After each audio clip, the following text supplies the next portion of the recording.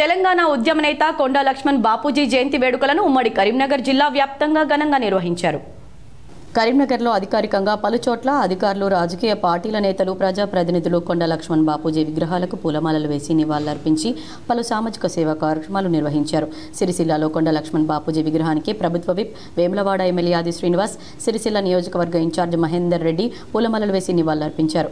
కొండా లక్ష్మణ్ బాపూజీ జీవితమే ఒక ప్రేరణ అని, ఆయన తెలంగాణ కోసం చేసిన ఉద్యమం, రైతుల హక్కుల కోసం చేసిన పోరాటం స్ఫూర్తిదాయకమన్నారు. ఈ తరానికి బాపూజీ ఆదర్శమని తెలిపారు. తన రాజకీయ జీవితమంతా సాధారణ ప్రజల కోసం అర్పించిన మహానుభావుడు బాపూజీ అని కొనియాడారు. ముఖ్యంగా రైతాంగం కోసం నిస్వార్థంగా కృషి చేశారని తెలిపారు. ఆయన చూపిన మార్గం పల్లె బాటలో నడిపే వెలుగుదీపమని తెలిపారు. తెలంగాణ ఉద్యమం ముందుకు పోతున్నప్పుడు ఒక కార్యాలయం సైతం తనింటి నుంచే నడుపుకోమని చెప్పి సేవా భావంతో, దాతృత్వ హృదయంతో వచ్చినటువంటి వారి ఆలోచన విధానం, గాంధేయవాదిగా ముద్రపడ్డటువంటి మహాత్మా గాంధీ చరిత్రను చూసినా ఈరోజు అభిప్రాయ భేదాలు, భిన్నాభిప్రాయాలు ఉన్నప్పటికీ ఆలోచన అంతా కూడా ఆనాడు స్వాతంత్రం రావాలని చెప్పని పోరాటం చేసినట్టుగానే ఈరోజు కూడా తెలంగాణ రావాలని